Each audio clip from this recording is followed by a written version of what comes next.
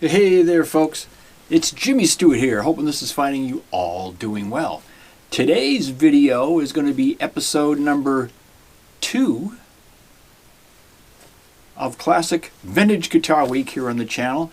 And this video is going to be on this guy right here, because it qualifies in both categories as well. It's a classic because it's a 1976 Ovation Custom Balladeer, and of course it's vintage as well.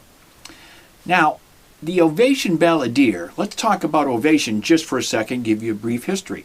Back around 1964, Charles Kaman, who was an aeronautical engineer, by the way, worked for a bunch of different companies and then started his own company doing helicopter research and helicopter parts and things like that.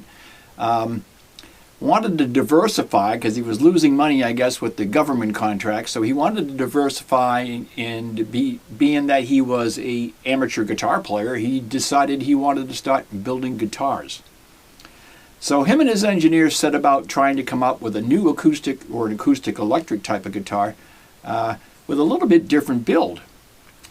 Ovation basically took engineering things that they had done in the aerospace industry and tried to apply them to acoustic guitar building. And they did a pretty good job because they revolutionized how an acoustic guitar was built back there in 1964-65. They spent about 18 months, I guess, developing that. And in around 1966, they came out with their first guitar, which was the Ovation Balladeer. They did a Josh White endorsement. He was the first Ovation endorser, and that was around 1966, I believe, somewhere around there. And then, of course, the infamous Glen Campbell. Now, around 68, Glen Campbell he did a replacement show for the Smothers Brothers in the summer of 68 called the Glen Campbell Good Time Hour. And it became successful, and it became so successful that they gave him his own show the following year. So in 69, he started the Glen Campbell Good Time Hour. I think it was on CBS. And it lasted, I think, from 69 to 72. And Glen Campbell actually was one of the first, after Josh White, one of the first Ovation celebrity endorsers that really put Ovation on the map. And from that point, everybody and his brother started playing Ovation guitars, from John Lennon to Paul McCartney to you name it, they are all playing it. So a lot of people were into Ovations in the late 60s, 70s, and 80s, all the way up till today. So this version right here is a 1976 Ovation Custom Balladeer. It is a shallow body. Now let's talk about the body on these, because this is interesting. They developed this out of the same kind of stuff they were trying to make helicopter rotors out of, and this is they called Lyracord, and it's kind of a mixture of fiberglass and resin and all kinds of different things flipped together, and they put it into that bowl shape to give it some resonance and some projection that they said they couldn't get out of standard wood. It makes the guitar lighter, and they will allow it to shape it the way they wanted to. Now, the very first version of this was a shiny black, and it would tend to slip if you had it in your, and they're still pretty slippery, but you can see right here I've got the, there's a little bit of a grip there, and of course now that they realized they were slippery, they started to make them kind of the flat like this. Again, this was a 1976. Now the the piezo pickup here in the system that they put in here simply has a volume control. There's no tone controls or anything like that. Simple volume, and runs off a 9-volt battery. And that was the other small issue with the early models like this one, was that there's no hatch in there to get at your battery. So to change that battery, you got to either take those strings off. I do it on string changes occasionally. But you take the strings off and you got to reach in there and grab it. But anyway, they used a solid Sitka spruce top on these. Very, very nice. Tone wood for the top. And you get your inlays. And the neck was another thing that they did, which I thought was nice. They tried to keep the neck thin, just so to give it like an electric guitar type of feel to it. And they did that. Very nice neck. Rosewood fretboard, maple. And then what they did was they went with the diamond style fret markings on there. Very nice tuning keys, enclosed tuning keys. And they took and reinforced that neck with some, they used a truss rod adjustment in there. You got to get in from underneath here. But it's also in an aluminum channel, I believe, inside that neck to give it some more reinforcement. Very, very nice. Maple bridge. And you got a nice rosette around the sound hole here. Now, some of you might have seen since then, they've come out with the Adamas and all those kinds of different versions as well. And those have all the different size holes that you'll see, you know, patterned around the edges and that kind of thing.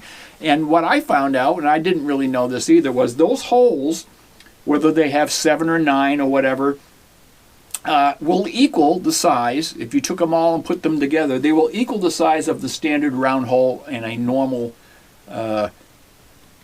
Ovation guitar like this one. It's the same size, they just have them patterned out differently. So anyway, we're going to take a closer look at the Custom Balladeer, that's actually model number 1612 for all of you that are interested.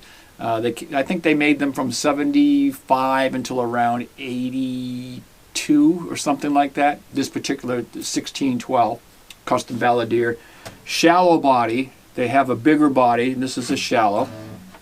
And we'll take a close look at it, and I'll show you up close how well this guitar has held up for the last, I'll do the quick math, 1976 to 2020, so... I'll put it up on the screen. I can't do the quick math in my head that fast.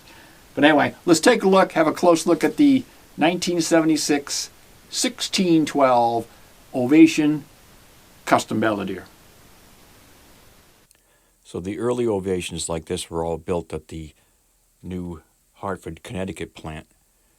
As you go up the neck, you can see those nice diamond mother-of-pearl inlays with a walnut flared headstock, the Ovation headstock flared there on the top.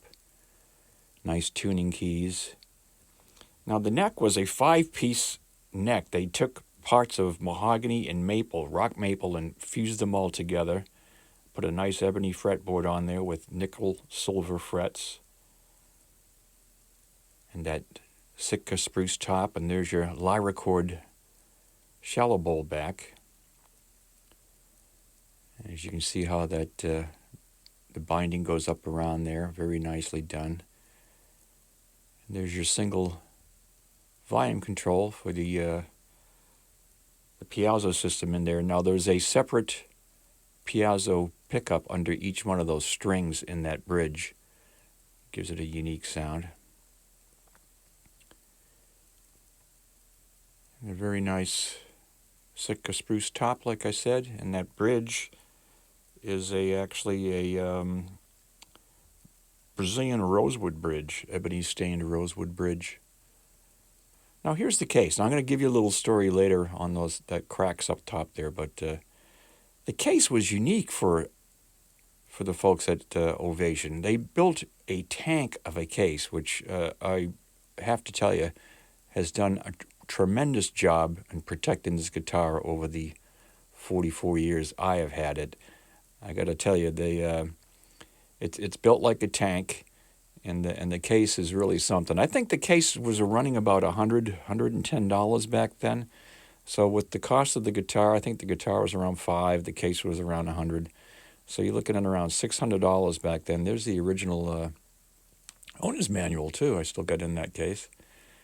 And there's my Queensryche and Metallica backstage passes that I didn't know where they were. But anyway, the case itself was great. Like I said, it's built like a tank, and anybody that owns an Ovation needed to pick up one of those flight cases back when they came out like that. Well worth the investment. Just a quick story. Back around 1985, 86, I think it was, we were playing some shows at the convention center, the Virginia Beach Convention Center in Virginia Beach, Virginia. And I remember one night we got done offloading all the equipment and putting everything back into the equipment van, and I was out there talking to the drummer. We were discussing stuff and just talking, and I remember I had carried out my Ovation guitar and I had set it down because I usually threw that up in the front seat along with the other guitars. I wouldn't put them in the back with all the equipment. And in between loading and talking, I had forgotten that the Ovation was sitting in the back behind the van, and I actually rolled the van over as I was pulling out. I backed up and rolled and actually ran over that guitar. I ran over it with an equipment van. And my heart sunk as I went bloop bloop, and I went, oh no. So went out there and looked, and I caught the very end of the neck, the neck part of the case, and I showed that to you in the up close video. You can see that crease across the case, and that was the only thing. The guitar was absolutely fine. Nothing got hurt, and it ran over it with an old Bell telephone equipment van loaded with equipment. You know, it's just, the case is amazing. And that's one of the things I really liked about the Ovation. It really does protect the guitar. It is probably the nicest case I think they've ever made to protect a guitar. That's for sure. So folks, that's going to do it for today. I hope you enjoyed the tour of the 76 Ovation Custom Balladeer, the 1612. I've had it for about 44 years now, and it's been a great guitar. It was my mainstay guitar for a long, long time. It's semi-retired now. It's been in its case for quite a while. In that case, I have to tell you, that guitar has been all over the planet probably 2 or 3 different times, and that case has protected it very, very well. So, a great case, great guitar. I hope you enjoyed. So, until next time, folks, thank you so much for stopping by. Thank you so much for checking in on the channel. And if you haven't subscribed yet, please consider doing so.